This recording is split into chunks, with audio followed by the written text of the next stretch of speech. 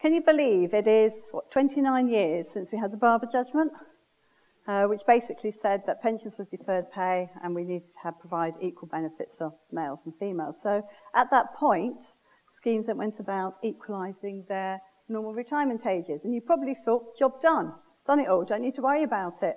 But sadly, there was this little gremlin there. There's GMP hidden inside the benefit, unequal. And we swept that under the carpet.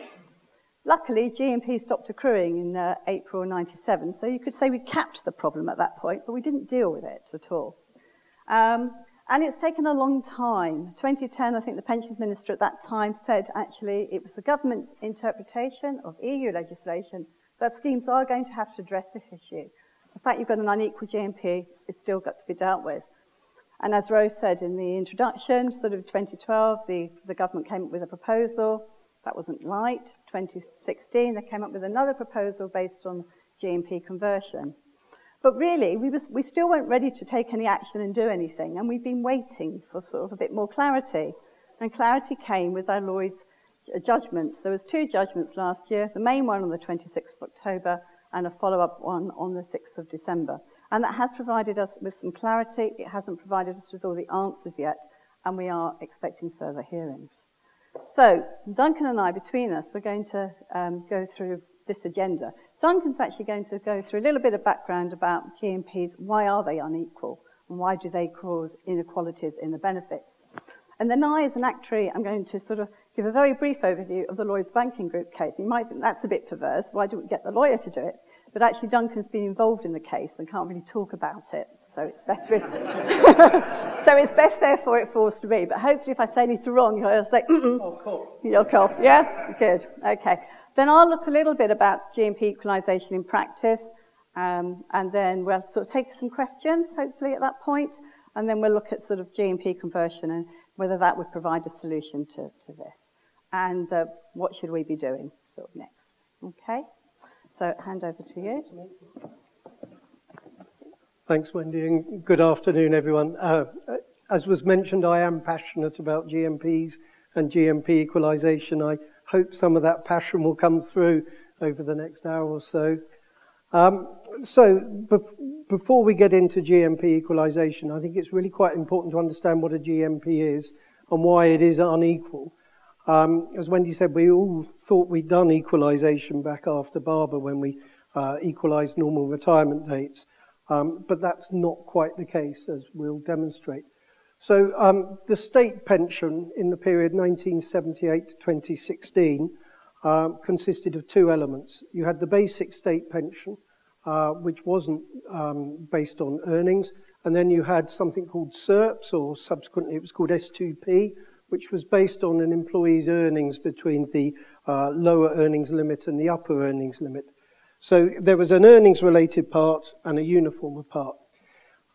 Now, the government were quite clever in the day because they said, well, what we'll allow is certain schemes to opt out of SERPS. And I think the vast majority of defined benefit schemes chose to opt out of SERPS. Why did they do so? Because if you opted out of SERPS, you would pay lower national insurance contributions, and your employees would pay lower national insurance contributions.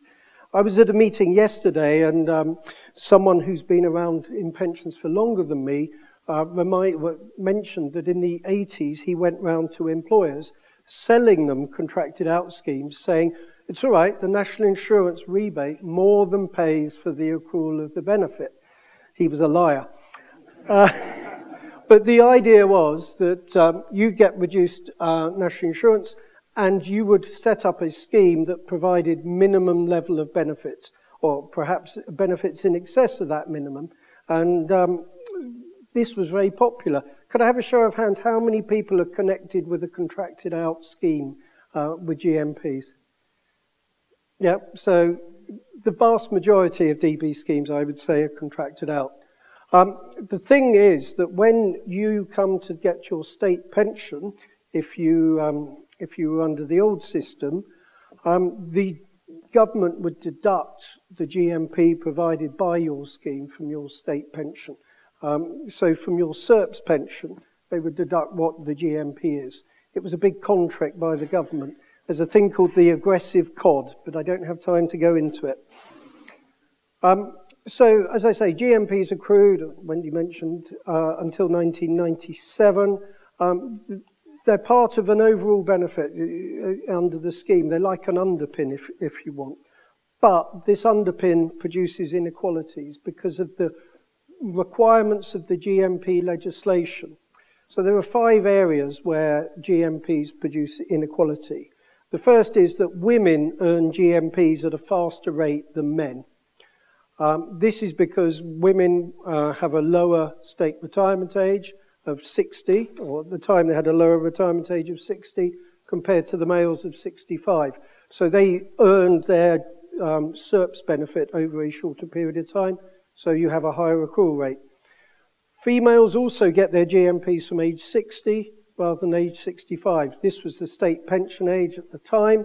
Back in 1995, the government started equalising state retirement ages, quite controversial at the moment, but they did not change the date on which, or the age on which GMPs are payable. So a GMP is payable to a female at 60 and a male at 65.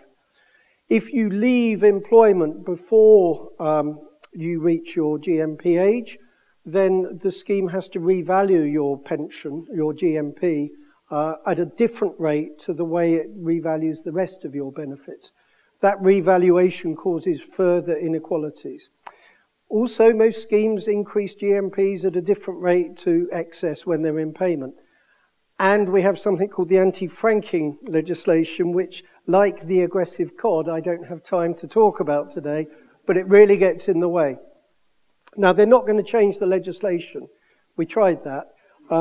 I think the best way to describe how the inequalities come through is an example. And we've taken Teresa and Jeremy. They were both members of the Westminster Pension Scheme between 1978 and 1997. That scheme has a normal retirement age of 60 for both men and women accrue at the same rate. It was contracted out for the whole of the period. If they leave employment, their revaluation, the scheme did fixed rate revaluation, which is a big contract by the government, and then the excess over GMP was revalued according to statutory provisions, so RPI capped at 5% roughly. The scheme only provides increases on pensions on the GMP element of the pension because they left before 1997. So, as I say, when they get to 60, their NRA, they retire at 60. Both Teresa and Jeremy's pension exactly the same, £1,500. So at that point, there is no inequality. Job done. However, Teresa has a GMP of £480, which starts to come into payment, but it's more than covered by her £1,500. So the underpin doesn't bite, if that makes sense. Jeremy, his GMP is less because, as I say, he accrued at a lower rate. He's only got £425, but because he's only 60, his GMP is not in payment. Let's go 1 year ahead. Teresa has to have a pension increase to her post-1988 GMP of, I think we've calculated at 3%. So she gets a small uplift, £15 more in her pension. Jeremy, his GMP is not in payment, so his pension remains at £1,500. That position remains the same until we get to age 65. Teresa's pension has increased by £71 over that 5-year period. However, Jeremy's is still at £1,500 until he reaches his 65th birthday. At that point, his GMP and anti-franking and revaluation means that he overtakes Teresa and gets £1,662 from the age of 65. So hopefully I've demonstrated the inequality that exists. As Wendy said, all schemes were subject to this and no one really addressed it. I think it's fair to say we didn't know whether we had to address it, if we didn't have to address it. how would you address it? Because people didn't want to take steps to equalise benefits that they didn't have to do or do it wrong. So I'll hand back now to Wendy. Thank you. So now I'm going to briefly cover the Lloyds Banking Group court case, and I'm sure you've probably all read briefings on this, but basically the case was brought by the Lloyds Banking Group, the unions and the trustee of the schemes involved, and they wanted answers to some key questions. The fundamental one was, do we have to worry about GMP equalisation? So are we obliged to increase benefits in excess of GMP? Because they're not going to change the GMP. GMP is GMP. But are we going to have to sort of add a bit to the excess so that the overall pension would be equal? And if we did, was there one way of doing this, or are there choices? And in the particular case that they wanted to know what the trustee should adopt. And given we're talking about so we're talking about benefits which have been earned from sort of May 1990 to 97. So a lot of these people will be retired, receiving their pension. So we're going back a long way. So we're expecting that when it's sorted, there'll be back payments paid to those members who were affected by this. So is there any limitation period on the time that back payments have to be paid? To which the judge said there's no actually statutory limitation at all. You have to refer to the scheme rules. So this is where, as trustees, it's going to be important for you to talk to your legal advisors to interpret the scheme rules, to understand whether there is a limitation on the back payments, so you're having to sort of go back from the point that they were put into payment. And should interest be paid on the back payments, to which Justice Morgan said yes, at 1% above bank base rate. So there are a number of methods that were put forward. In fact, there were 8 methods, but 3 of them were variants of method A. And the Justice Morgan, he considered all of them, and one of the principles he used in actually coming up with his views on them was this legal principle of minimum interference from either the employer's point of view, which would be based mainly on cost grounds, is there a more sort of a least cost method, a way of approaching this, or from the beneficiaries, the members' viewpoint. So method A was actually involved, if you've got a GMP element, you've got an excess element. And they were actually looking to sort of compare the differences of the two and give the higher of the two little elements and build them up again. I think it's completely bonkers, really ratchets up the cost. And he actually said, no, that isn't an acceptable method in the Lloyds case because it was such an expensive way of doing it. Then there was method B, where effectively what you're doing is you've got the benefits you're expecting to pay, say, to the male member, and then you're having to recalculate a set of payments payable to what we call the comparator, female comparator. What would they've got if the person was female, opposite sex? And then year on year, compare the pension and give the higher of the two. And that was a permitted method as far as Justice Morgan was concerned. It does require employer consent. And it requires dual records to be kept because you've got to keep records for the member and then for the opposite sex comparator year on year. And then there was 2 variations of version C, where in addition to keeping the dual records, you're actually keeping a running total of the benefits that you've paid to date. And it's at the point that that running total switches from male to female that determines what the pension is. So dual records, but also what I would call an accumulated effect or running total. And C2 was added a further complexity to that because in that accumulation, you actually had to allow for interest as well on it. And they were permitted methods, and employer consent wasn't required in respect of C2 because that would actually be, in terms of the additional benefits that you were paying, would result in the lowest cost.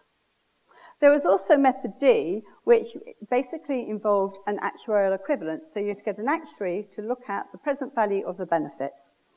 And in D1, that method was actually dismissed, was not accepted by the judge, and that was from the basis of the beneficiaries. Because when I, as an actuary, come up with a present value, I'm having to come up with assumptions. And it's only if those assumptions are borne out in practice can we say that there are no winners or losers. And it was because there were winners or losers that he dismissed their D1. And in terms of all the methods that he considered them on the basis of a continuing scheme. So and he made that very clear. So he wasn't making any reference maybe to schemes which are in wind-up, where maybe that sort of method might have been used in the past in terms of securing benefits with an insurer. However, D2 is a variation of this in as much as we're using actuarial equivalents, but what we're doing is we're piggybacking on GMP conversion, which is actually allowed for in legislation, and it's been in legislation since 2009. And I suspect his reasons were, well, Parliament must have considered that it was a reasonable approach, and so it would be permitted. That's a one-off calculation, avoids needing to keep dual records, but employer consent is required. So those are the main methods, effectively. So let's have a look in practice what method B might be. So building on the case of Duncan showed us with Teresa's pension and Jeremy's pension, I've got the two records there. So year on year, starting at 1,500, getting to 1,571, I continued a little bit further, and the same with Jeremy. So under method B, we're basically comparing them both and giving the higher of the two. So as you can see, the equalised pension here is going to be based on Teresa's. But at this point, it switches and is based on Jeremy's. So actually, if you think about, from Teresa's point of view, what change will she get to her benefits? What top up? Well, she won't get anything for the first few years, but then her benefit would need to top up to actually meet the equalised benefit. And then for Jeremy, it's a different. In early years, he will get a top up, but that's the benefit he was expecting to receive and he will still receive. Okay, is that clear? So if you look at method C1, this is where we add the need to keep the running totals. Okay, so I've got the same two columns here, but now I'm starting to keep a running total. That's the highest running total. That's going to give rise to that benefit being paid. And it's only at this point that it switches. Okay, so what amount of benefit do I need to pay to get to that? So that gives you the equalised benefit, and these are the adjustments required to Teresa's, and these are the adjustments required to Jeremy's. So early years, it was as we had in method B, 15 and 30, 45, 60. But here, actually, he's now going to get an equalised benefit of 1571. He might have been expecting 1662, so there's a change. And actually, over time, if you add all of those up, it comes up to a net gain of 0. Whereas Teresa will then, from that point on, be getting top-up benefits. So this actually results in a slightly less cost to the scheme of actually carrying out GMP equalisation. But it does require maintaining these running totals. So it's more expensive to administer. So it could be more expensive to administer, yeah. Although it's not rocket science, is it? It's just adding numbers, but yes. Well, I have heard it said, well, I'm glad, but I have heard it said, would you rather pay a bit more to your members and do method B, or pay a bit more to your administrators and do method C? Okay, so which members do we actually need to consider? Who's in scope? Okay, so I've called it a GMP equalisation window. So basically anybody who was in pensionable service and contracted out from the period 17th of May 90 to 5th of April 97, we need to worry about, we need to think about. So that's current active members, deferred members, pensioner members. People may have died and hence the survivor's pensions put into payment. They all need to be considered. A divorce case which involves some GMP, so we might have a pension credit member. What about these members, those who've transferred out or there's no further liability? Any views, Duncan, do we need to do anything about that? Transfers out, I think, will be subject to the next Lloyds Bank case. So wait for that. Because the judge didn't really have time in the first one to deal with transfers out. I think no further liability cases. What do we mean by that? I'm talking about a female member that died in 1998 and no further benefits were payable because she didn't leave a surviving spouse. Are you really, if you don't have a forfeiture rule, are you really going to go back and look into that member's record, if you can find it, and say, oh, she was underpaid by £50, and we are talking, for most people, very small amounts. Are you really going to spend scheme money and employer money going back and doing that? And I think this is something that is challenging the working group that I'm on.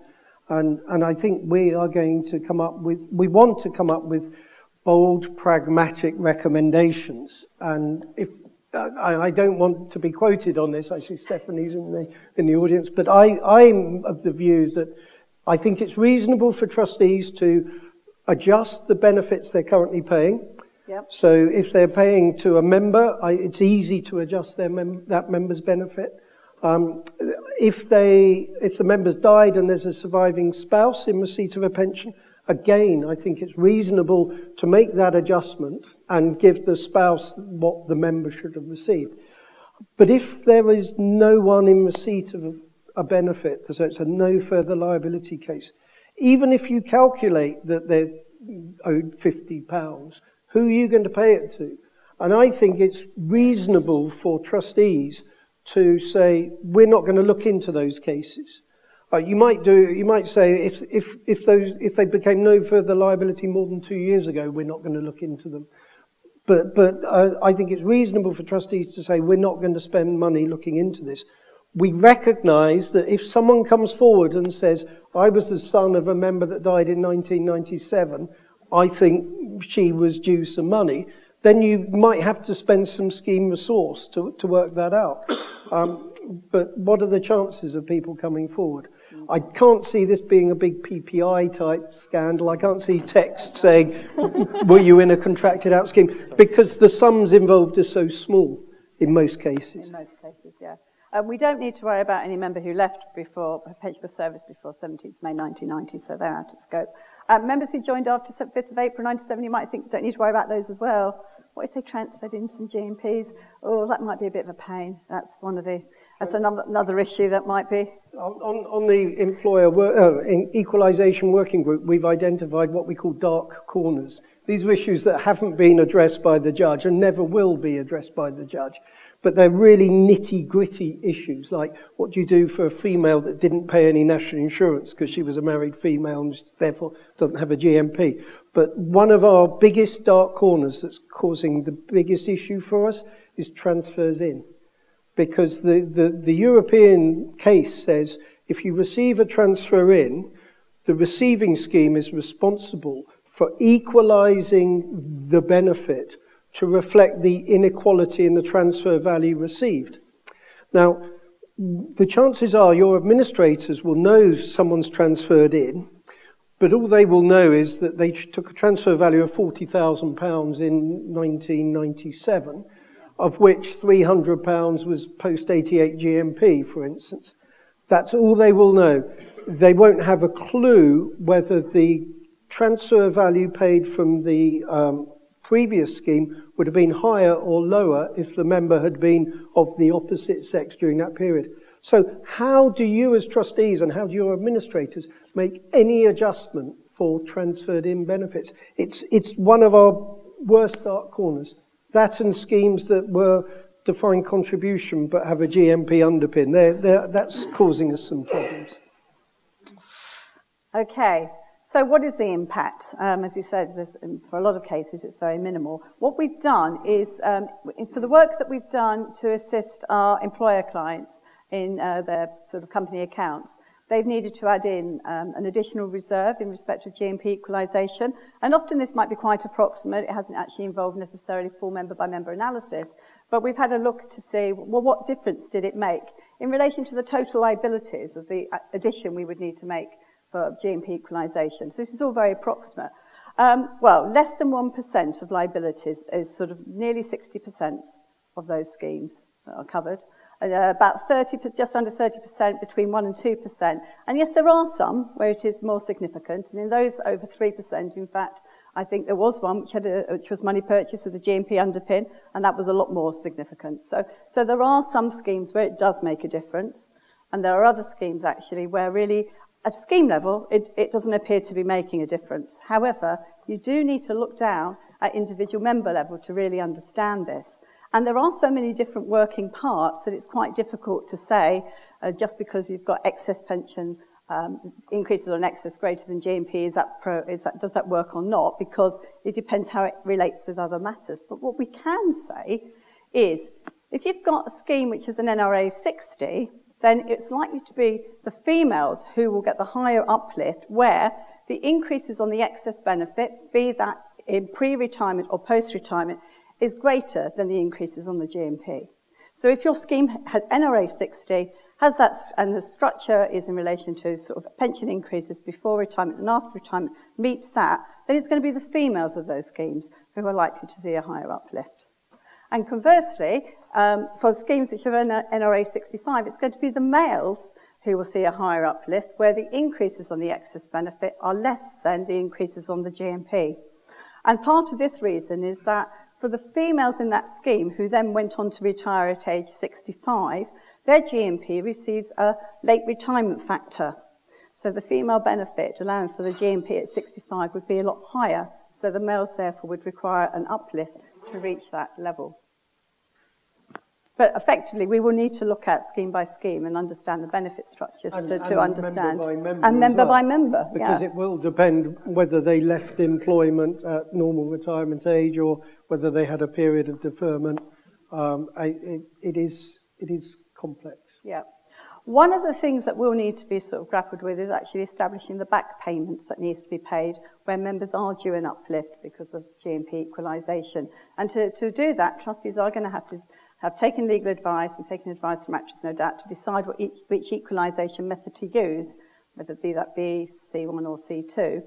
And effectively, to recalculate the benefits, you've got to go back all the way back to the point that the member ceased pensionable service, because that was effectively the point that benefits were equal. And then work out what the opposite sex comparator record was, and then project that forward and compare year on year, month by month. So it's fairly complex. It's simple maths, but it is quite a lot. I mean, I think one of the most challenges will be, is the data going to be there to support the work?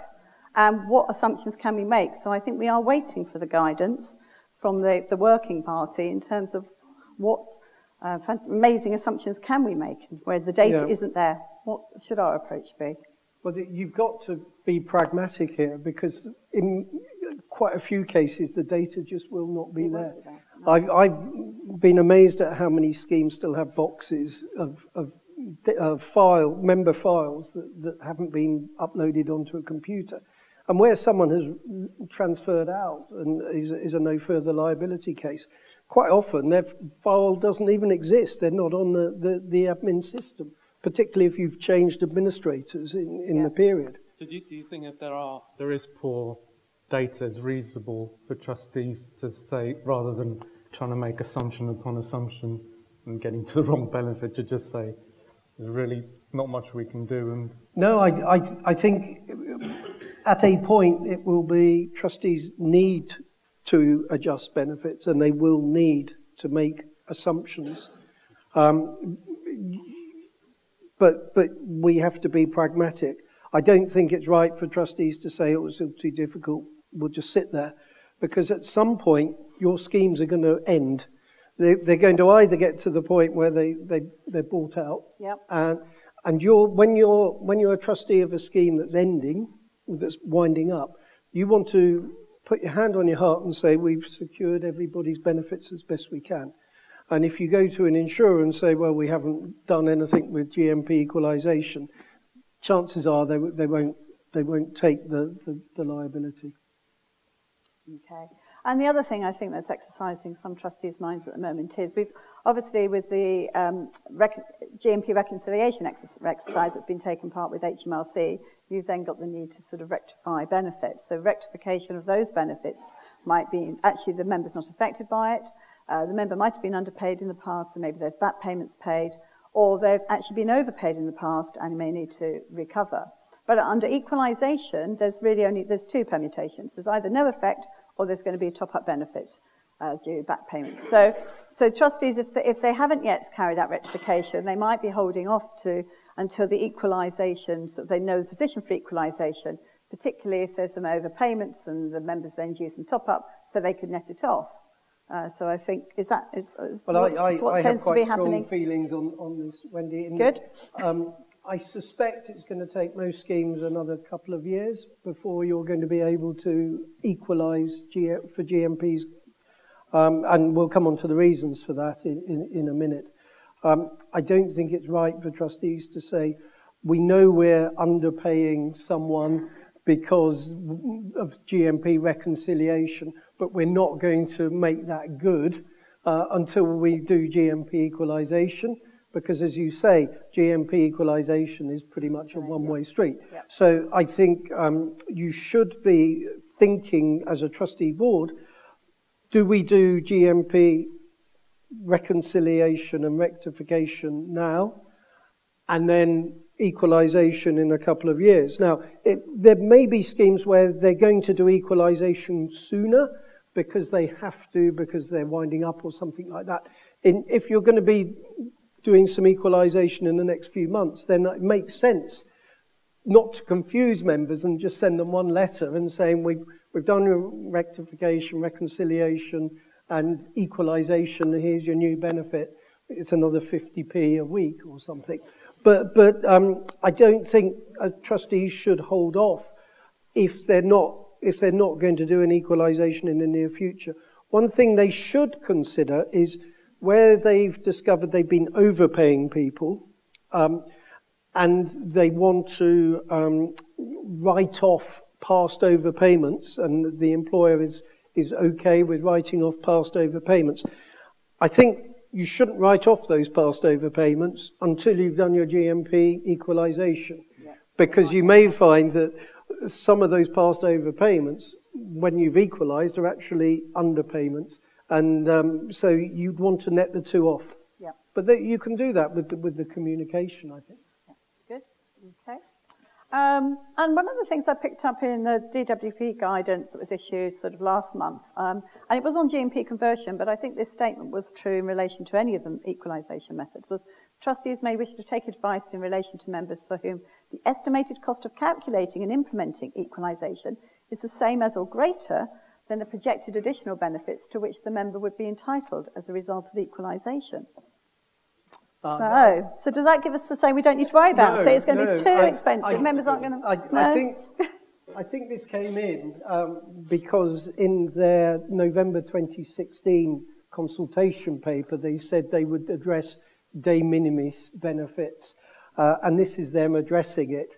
It's not helpful. But in practice, I think, in order to work out whether someone's adjustment is very small, you have to do the work in the first place. Yes, just not implement it, maybe. And if you've calculated that someone's pension should be £1 a week higher, you can easily make that adjustment at the next April or whenever your pension increase date is, and bring it up to the correct level. So I think for de minimis, it's going to be really difficult. We've talked about no further liability cases, and that's something where de minimis might apply. But and with GMP reconciliation, we have these £2 per week tolerance. You don't make any adjustment. I don't think that's going to work with GMP equalisation. I think you're going to need to adjust. Oh, we've got a question, have we? Throw in a kind of extra one in between there, which is secured pensioners. So they kind of feel like the top-up could be a de minimis issue, because although we have some data, we've kind of secured it. We might be looking to, the insurer won't take the top-up of £1 a week. Yep. Are we going to set up a payroll just to pay £1 a week? Again, I think these are issues that trustees are going to be encouraged to be pragmatic on.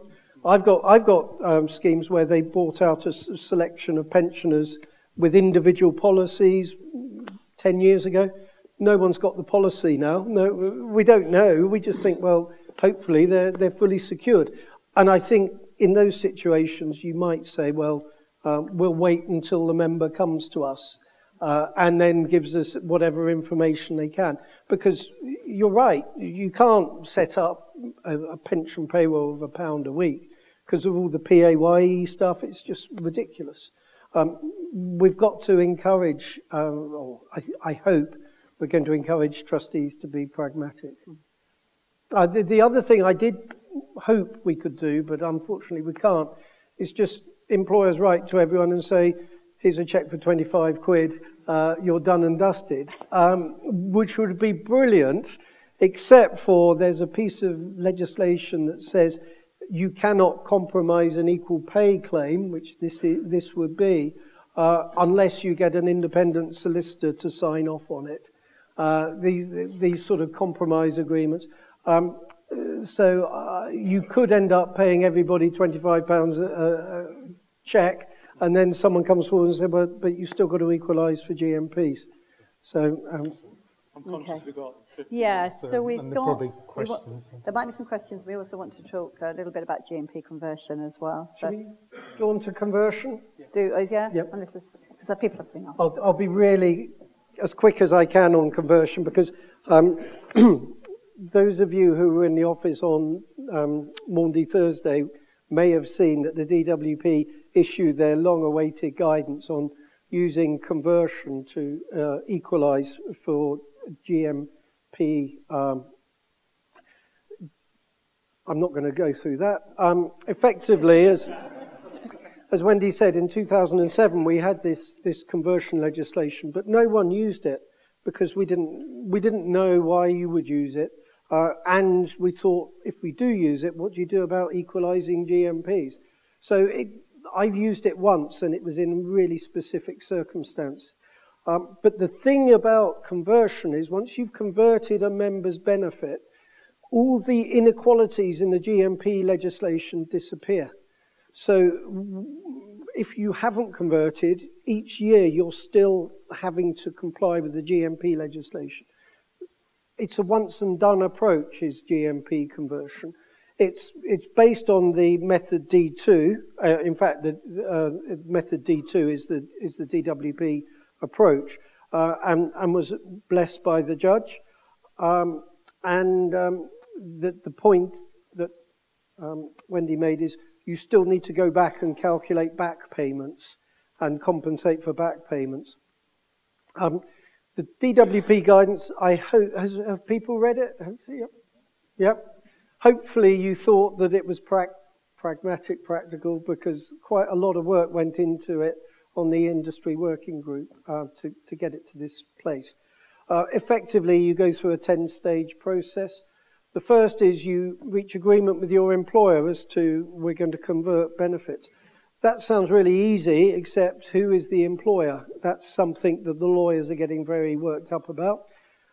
You then select the members to be converted. You might say, we're only going to convert those who have periods of pensionable service between 1990 and 97, because why would we bother adjusting benefits for people that left in 1979, 1989? We'll leave them as they are. Other schemes might say, let's just get rid of GMPs altogether. So we'll convert everyone. You need to decide on an effective date, and I would suggest that that should be the annual increase date. The legislation requires you to consult with the member. We've suggested to DWP that consultation is not really something the members are going to engage with. It could be better just to notify them. You need an actuary involved, and one of the things is the value of the benefit post-conversion cannot be less than the benefit pre-conversion. The other thing is, if you're in receipt of a pension, the amount of pension post-conversion can't go down. So under the step process, once you've done your actuarial valuation, and Wendy will talk you through that in a second, you can make an adjustment to values to achieve equality. Having adjusted the values and achieved equality, you put it through what I call the sausage machine, which I will talk about it after Wendy's talked about the actuarial side. And it converts back into an adjusted benefit. You need an actuary certificate, and you'll need your lawyer to help you amend the rules. And then you tell members, we've done it. So, would you like to talk us through the equalising the adjustment? Okay, the first thing we need to take advice from their actuary on the basis to use, and effectively a unisex basis has to be used. So when we're looking at mortality and things like that, we're sort of looking at a blended average for males and females. But what we've got to do is we've actually got to work out an actuarial value, a present value of all the benefits. So we're going to have to split that benefit down into lots of different segments. And the key segments really are the segments here which we're worried about equalisation, 17th of 1990 to 5th of April 97. There's a further split here because the scheme's NRA changed presumably 1st of July 94 for equalisation. But these are the other elements of the benefit. So we've got a deferred pension here. That's pre-78, so there's no GMP element. That's pre-88 GMP, so there's GMP, but that's the total deferred. And then we've got post-97, okay? So as an actuary, we put it through our sort of number cruncher, and we work out what the actuarial value for each of those benefits are. And as you can see, and we've got here, this is for the member, the male member, but then we've also worked it out for the female comparator, because here we've got the opposite sex GMP coming in for those two tranches. They're the ones that we're going to be equalising. And if we change the GMP, that's our total pension, so we're going to change the excess. So effectively, we put it through our sort of number cruncher, and we come up with these actuarial values. So, as you'd expect, the values are the same for all of these, but this is where we've got the difference coming through, because we're valuing different benefits. The top line, we're valuing the benefits, that the male benefits, and the one with the bottom line, we're valuing the comparator, the female comparator benefits. Sum it all up, and you get to your actuarial value. Now, I've done quite a bit of work there, but I've actually got a difference here of £140. £140. That's, on a capital value of £263,000. So a pretty small percentage, negligible in fact. If you read the back of the Lloyds Bank case, the example the judge had been given, they had similar figures, about £200,000. The difference in actuarial values was £5. So you worked out that the £140 is the difference in actuarial values. You then put it through my sausage machine. And the sausage machine, I don't know how to do the pointer, but the sausage machine is effectively you calculate the value of the member's benefit, you add £140 to it, and you come up with the figure from the one that ends 724, which has been carried over from here. And you say, okay, we've got a lump sum, effectively, an actuarial value of £263,724. We've now got to convert that back into a pension. So how do we convert it back into a pension? Well, this is where the law gives potentially quite a lot of flexibility, and a lot of people are starting to talk about how far can you push it. Because I could say to the member, well, we'll give you you had a pension of £13,000. We've now increased it to £17,000, but we've taken away your rights to future increases. So we're giving you effectively an uplift, but you won't get pension increases in the future. Alternatively, and this example is a deferred member, I could say to the deferred member, well, you know your pension of £13,736, we've equalised it for GMP. You were the disadvantaged sex because you were male, and because of that, we've increased the value by £140. Your pension is now £10,726.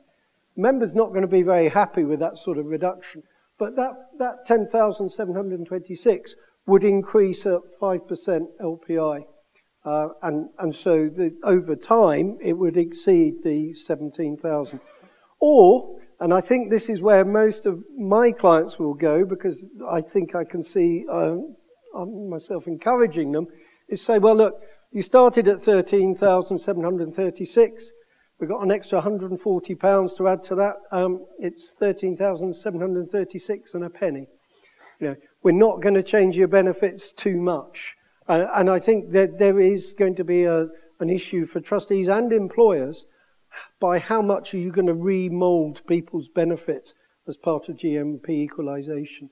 And my feeling is the industry will go to minimum interference, try and give them a benefit that looks and feels like the one they were expecting, because you'll get complaints if you make too many changes. You do then need to amend the rules, and there is a statutory power to amend rules by resolution. Still to come, and this is why I think it might be 2 or 3 years before you can actually say we've done GMP equalisation. HMRC need to give us guidance on whether potentially very small changes to benefits will have a massive adverse tax impact on people. So if you've got a high earner that went for fixed protection or lifetime allowance protection, and you give them an extra £5 a week, does that blow their fixed protection? Hopefully the answer is no, but we need that reassurance from HMRC. There's a few other tax issues. Now there is a working group, industry working group that met with HMRC in April, and I think they're starting the process, but we don't have a timetable for when we might get guidance from HMRC. Wendy mentioned that they're going back, Lloyd's case goes back to court at some point to deal with, amongst other things, transfers out, and whether if you transferred out and you didn't adjust for equality, whether you got a discharge or whether the member can come back and say, well, I'm due more benefits. There is an industry working group. I'm looking at Kim because she called it PASA. It was set up and it's chaired by Geraldine Brassett from PASA, who did all the work on GMP reconciliation and rectification. But I don't think it's going to be badged as PASA. It's right, okay. We do need some minor tweaks to the GMP conversion legislation, and we've talked to DWP about that. They, with a bit of luck, will include them in the pensions bill that will come out later this year, assuming there's parliamentary time, given everything else that's going on. And the DWP guidance was the version 1.0. I think over time it will be updated as we get more certainty on things.